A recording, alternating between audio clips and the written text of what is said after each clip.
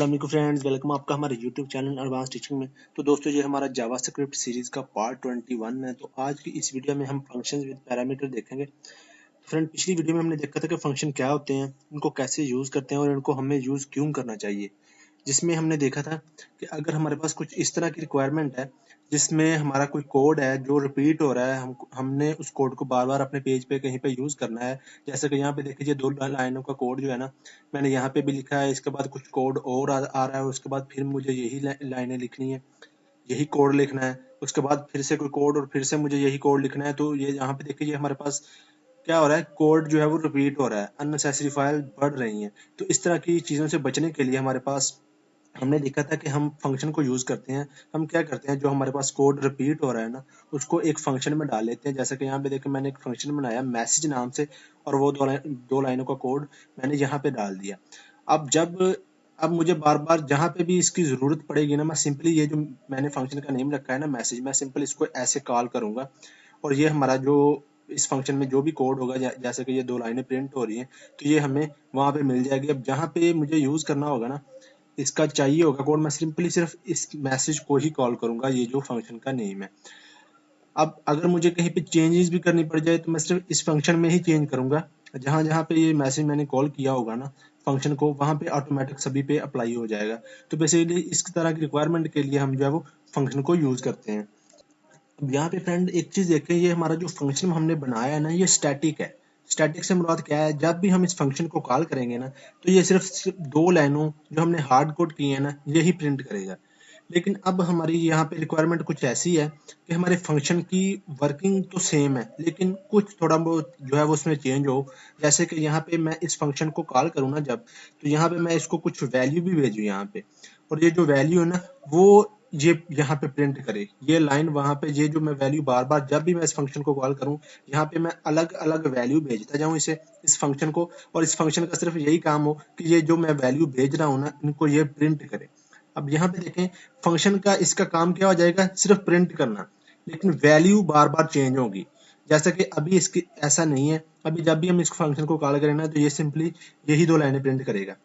लेकिन इसको मैं डायनामिक बनाना चाहता हूँ कि जैसे ही मैं इस फंक्शन को कॉल करूँ ना, इधर से मैं इसको वैल्यू भी खुद भेजूँ, वो वैल्यू यहाँ पे ये प्रिंट करता जाए।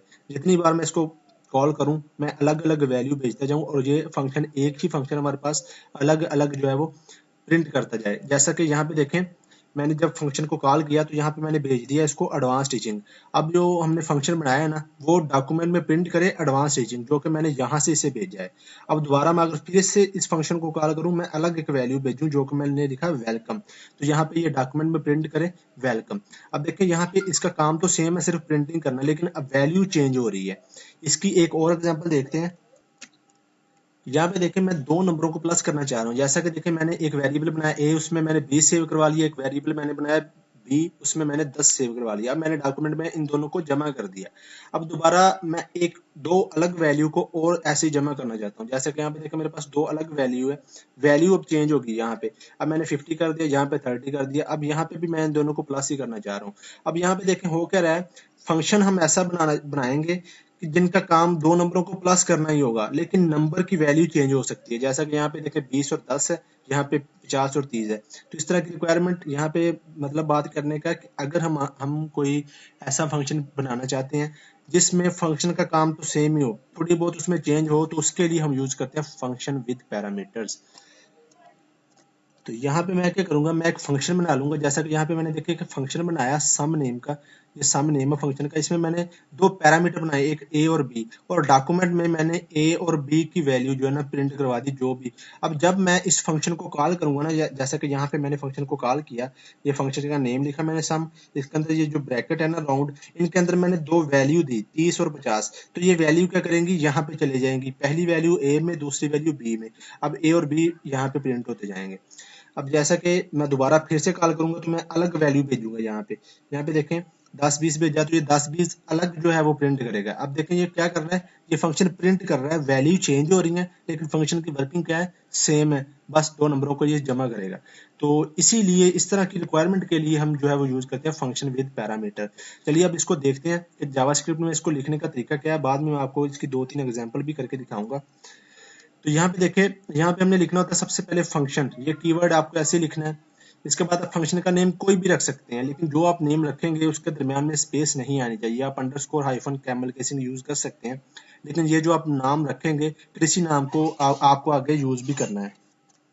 उसके बाद इन दो राउंड ब्रेसेस में आप पैरामीटर देंगे। पैरामीटर जैसे कि मैंने दिया 1, पैरामीटर 2 दिया। अब यहाँ पे ये एज ए वेरिएबल के तौर पे काम करते हैं, ये जो पैरामीटर होते हैं। तो यहाँ पे फ्रेंड ये जो हमारे पास पैरामीटर है ना, इस फंक्शन में आप जितने मर्जी डाल सकते हैं, 1 2 3 4 5 जितने मर्जी ले सकते हैं, लेकिन जितने आप पैरामीटर लेंगे फिर उतने पैरामीटर जब आप इस फंक्शन को कॉल करेंगे वहां से भेजने भी पड़ेंगे। उसके बाद फंक्शन का यहाँ पे कोड लिखेंगे कि इनको पैरामीटर की बेस पे अब जो भी कोड जो है वो रन करवाना चाहते हैं, अभी हम देखेंगे भी थोड़ी देर पे। अब जब इस फंक्शन को कॉल करेंगे तो कैसे करेंगे, यहाँ पे आपने फंक्शन का नेम देना है जो आपने यहाँ पे दिया है। उसके बाद राउंड ब्रेसेस के अंदर ये जितने आपने पैरामीटर लिए हैं ना उतनी वैल्यू भी यहाँ पे भेजनी है, जिसको बोल रहे हैं हम आर्गुमेंट। अब यहाँ पे आप डायरेक्ट वैल्यू भी भेज सकते हैं, नहीं तो आप कोई वेरिएबल, अगर आपके पास कोई वेरिएबल में वैल्यू सेव है तो वो आप वेरिएबल भी यहाँ पे सप्लाई कर सकते हैं। अब यहाँ पे एक चीज, ये जो जिस सीक्वेंस से आपने यहाँ पे पैरामीटर लिए होंगे उसी सीक्वेंस से आपको जो है ना वैल्यू भेजनी पड़ेगी। ये उसी सीक्वेंस से ही जो है वो ये पैरामीटर एक्सेप्ट करेंगे। जैसे कि यहाँ पे देखिए मैंने पहली पहली जो भी भेजी तो यहाँ पे ये उसको पहला पैरामीटर ही एक्सेप्ट करेगा, दूसरी वैल्यू जो है उसको दूसरा पैरामीटर ही एक्सेप्ट करेगा। तो ये बेसिकली था फंक्शन को कॉल करने का तरीका। अब ये था हमारे पास फंक्शन विद पैरामीटर्स। इसमें हम पैरामीटर भेज सकते हैं फंक्शन को अपनी मर्जी से, मतलब फंक्शन को डायनामिक बना सकते हैं। चलिए इसको प्रैक्टिकल करके देखते हैं वीएस कोड में। तो यहाँ पे फ्रेंड मैं वीएस कोड में आ चुका हूँ। यहाँ पे मैंने एक डॉक्यूमेंट क्रिएट किया function with parameter dot HTML के नाम से, और पिछली वीडियो में हमने जो एग्जांपल देखी थी ना वो ये थी। यहाँ पे देखिए हमने फंक्शन बनाया एक मैसेज के नेम से, इसमें 2 लाइनें प्रिंट हो रही है, एक हो रही है हेलो और एक हो रही है एडवांस टीचिंग। अब इसमें देखिए जब मैंने फंक्शन को कॉल किया पहली बार तो पहली बार भी ये दोनों लाइनें यहाँ पे प्रिंट हो चुकी है, यहाँ पे देखें। उसके बाद मैंने एक ब्रेक टैग प्रिंट करवाया, कोई और कोड लिखा, उसके बाद मैंने फिर से ये मैसेज फंक्शन को कॉल किया। अब यहाँ पे देखिए जितनी बार भी मैंने मैसेज फंक्शन को कॉल किया इसने ये 2 लाइनें ही प्रिंट की है, जो कि यहाँ पे आपके सामने है। अब इसको मैं थोड़ा सा डायनामिक बनाता हूँ। अब यहाँ पे मैं एक बार ये सभी डिलीट कर देता हूँ, यहाँ से मैंने डिलीट कर दिया सारा कुछ। अब यहाँ पे फंक्शन का नेम मैंने चले मैसेज रहने देता हूँ। अब यहाँ पे मैं एक पैरामीटर डाल देता हूँ, जैसा कि यहाँ पे मैंने डाल दिया पैरामीटर, कोई भी ले लेते हैं, ए आप कोई भी ले सकते हैं। उसके बाद मैंने ये लाइन यहाँ से खत्म कर दी और यहाँ पे मैंने हेलो के आगे जो है ना कंकैटिनेशन का ऑपरेटर यूज किया, जो कि हमारे पास होता है प्लस। उसके बाद मैंने ए में जो भी है ना वो यहाँ पे प्रिंट करवा दिया। ठीक है, ये जो ए पैरामीटर लिया है मैंने। अब इस पैरामीटर को मैं वैल्यू भी असाइन करूंगा। जब जैसा कि यहाँ पे देखें मैंने इस फंक्शन का नेम लिखा मैसेज, कॉल करने लगा हूँ। अभी मैं सेव करके अगर आपको ऐसे चेक करूँ तो कुछ नहीं होगा, क्योंकि हमने फंक्शन बनाया है, ये अभी उसको कॉल नहीं किया। तो यहाँ पे मैं इसको कॉल करता हूँ, यहाँ पे मैंने मैसेज फंक्शन को कॉल किया। अभी देखें मैं इसमें कोई वैल्यू नहीं असाइन करता, यहाँ पे देखें मैंने कोई वैल्यू नहीं दी, जबकि यहाँ पे हमने एक पैरामीटर लिया हुआ है। अभी सेव करके मैं आपको यहाँ पे रिफ्रेश करके दिखाता हूँ। यहाँ पे देख कह रहा है हेलो, उसके बाद कह रहा है अनडिफाइंड। इसका मतलब क्या है, हेलो तो यहाँ पे ये प्रिंट हो रहा है, लेकिन ये जो ए है ना इसको कोई वैल्यू असाइन नहीं की, तो इसलिए कह रहा है कि अनडिफाइंड, आपने कोई वैल्यू नहीं भेजी। अब यहाँ पे देखें मैं एक वैल्यू भेजता हूँ, यहाँ पे मैं डबल कोट्स के अंदर भेजता हूँ एडवांस टीचिंग, मैंने भेज दिया एडवांस टीचिंग। ठीक है, अभी मैं सेव करता हूँ, यहाँ पे मैं आपको रिफ्रेश करके दिखाता हूँ। अब ये जो मैंने वैल्यू भेजी ना ये चली जाएगी ए के पास, और ए यहाँ पे हमने प्रिंट करवाया हुआ है। अभी रिफ्रेश करते हैं इसको, तो यहाँ पे देखिए लिखा हुआ आ रहा है हेलो एडवांस टीचिंग। अब यहाँ पे थोड़ी सी स्पेस भी डाल सकते हैं, सेव किया मैंने। ठीक है जी, तो ये देखिए स्पेस हेलो एडवांस टीचिंग। अब यहाँ से मैं दोबारा को फंक्शन को इसी को कॉल करता हूँ, लेकिन मैं वैल्यू इसकी चेंज कर देता हूँ थोड़ी सी। जैसे कि मैंने कह दिया हेलो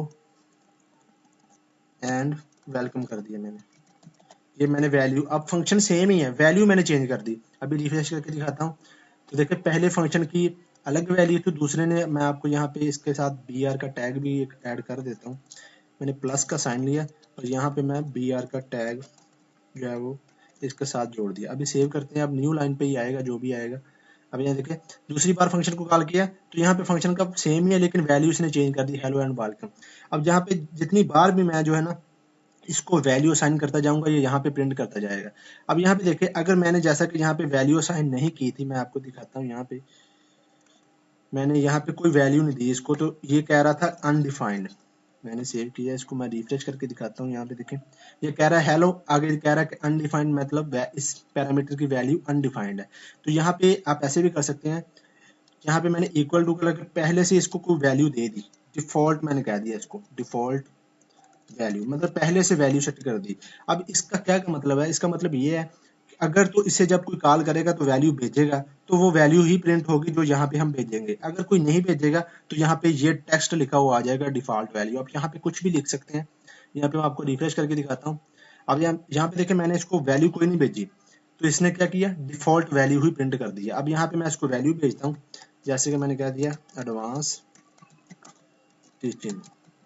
अब ये प्रिंट नहीं होगा, यहाँ पे ये प्रिंट होगा जो हमने इसको असाइन किया है पैरामीटर। यहाँ पे रिफ्रेश करता हूँ, यहाँ पे देखें हेलो एडवांस टीचिंग लिखा हुआ है। तो आप इसको ऐसे भी यूज कर सकते हैं। अब ये तो थी थोड़ी सी बेसिक से एग्जांपल। अब इसकी मैं थोड़ी सी आपको और एग्जांपल दिखाता हूँ।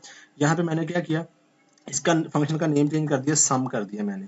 अब यहाँ पे मैं एक पैरामीटर नहीं लूंगा, मैं यहाँ पे दो पैरामीटर लूंगा। एक मैंने लिया ए कोमा डाला, एक मैंने लिया बी। ठीक है जी, दो मैंने पैरामीटर ले लिए। अब यहाँ पे मैं इन दोनों को प्लस करवाता हूँ। यहाँ पे मैंने कह दिया सम इज, उसके बाद मैंने यहाँ पे प्लस का साइन लगाया। उसके बाद अब देखें मैंने इन दोनों को प्लस करना है, तो मैं इनको राउंड ब्रैकेट के अंदर दूंगा। यहाँ पे देखें a प्लस बी ऐसे दूंगा मैं। अगर मैं इसको इसके बिना दूंगा ना राउंड ब्रैकेट, तो ये भी एक कंकैटिनेट मतलब इसको जोड़ देगा साथ में। ठीक है, अब यहाँ पे जैसे ही मैं इस फंक्शन को कॉल करूंगा जो कि इसका नाम है सम, तो यहाँ से मैं इसको जो है ना वैल्यू भी भेजूंगा दो।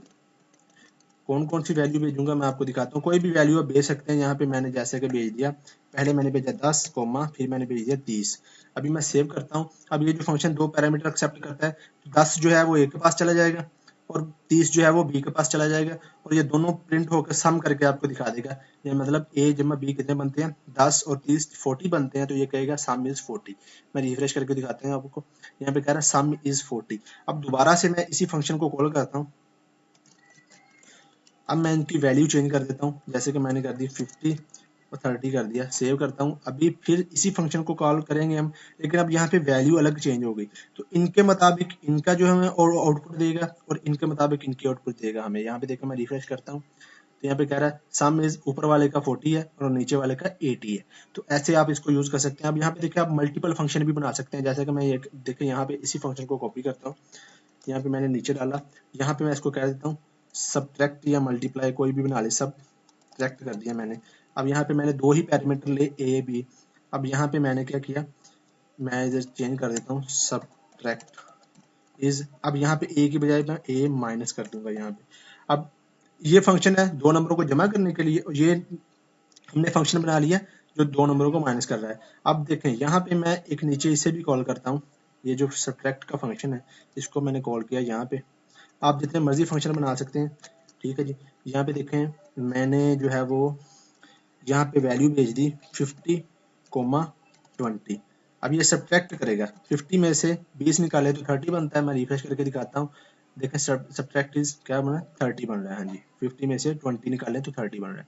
तो ऐसे आप मल्टीपल फंक्शन भी बना सकते हैं। अब यहाँ पे आप ऐसे भी कर सकते हैं, इसको इक्वल टू 0 कर दें, बी को इक्वल टू 0, पहले से डिफॉल्ट वैल्यू असाइन कर दें। अगर कोई इधर से ना दे, इसको नहीं असाइन की, सेव करता हूँ, रिफ्रेश करके दिखाता हूँ, तो डिफॉल्ट वैल्यू जो है वो आएगी, लेकिन सब्ट्रैक्ट इज 0।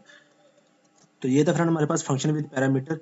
तो यहाँ पे देखिए एक चीज मैं आपको और बता दूं, यहाँ पे देखें आप डायरेक्ट वैल्यू भी पास कर सकते हैं, वेरिएबल भी पास कर सकते हैं। जैसे कि मैंने कहा मैं एक ही फंक्शन रखता हूँ। यहाँ पे देखें मैंने एक ही फंक्शन रखा, एक फंक्शन बाद सम के लिए मैंने रखा, यहाँ से मैंने इसे भी डिलीट कर दिया। अब यहाँ पे देखें मैं इनको सेव करवा लेता हूँ किसी वेरिएबल में। x इज इक्वल टू मैंने कर दिया 30, इसके बाद मैंने कर दिया y इज इक्वल टू मैंने कर दिया 50, ये मैंने कर दिया। अब यहाँ पे ऐसे आप वेरिएबल भी भेज सकते हैं, जैसे कि x वेरिएबल है और y वेरिएबल है। ये दोनों वेरिएबल की वैल्यू ही बेसिकली इनको जाएंगी। अब देखें x की वैल्यू जो है वो a के पास चली जाएगी और y की वैल्यू b के पास, इन दोनों को ये सम कर देगा। यहाँ पे देखें मैं सेव करके आपको रिफ्रेश करके दिखाता हूँ, तो यहाँ पे देखें इन दोनों की वैल्यू भी है, ऐसे भी उसने 80 ही इसको दिखाया है। तो ऐसे आप डायरेक्ट वैल्यू भी पास कर सकते हैं और वेरिएबल भी पास कर सकते हैं। तो ये था फ्रेंड हमारे पास फंक्शन विद पैरामीटर, जिसको हम यूज करते हैं जब हमारे पास फंक्शन का काम सेम हो लेकिन कुछ थोड़ी बहुत उसमें चेंज होती रहे, तो उसके लिए हम जो है वो फंक्शन विद पैरामीटर को यूज करते हैं। तो ये थी फ्रेंड हमारी आज की वीडियो। इस वीडियो में इतना ही। चैनल को सब्सक्राइब और वीडियो को लाइक करना मत भूलना। मिलते हैं नेक्स्ट वीडियो में। अल्लाह हाफिज।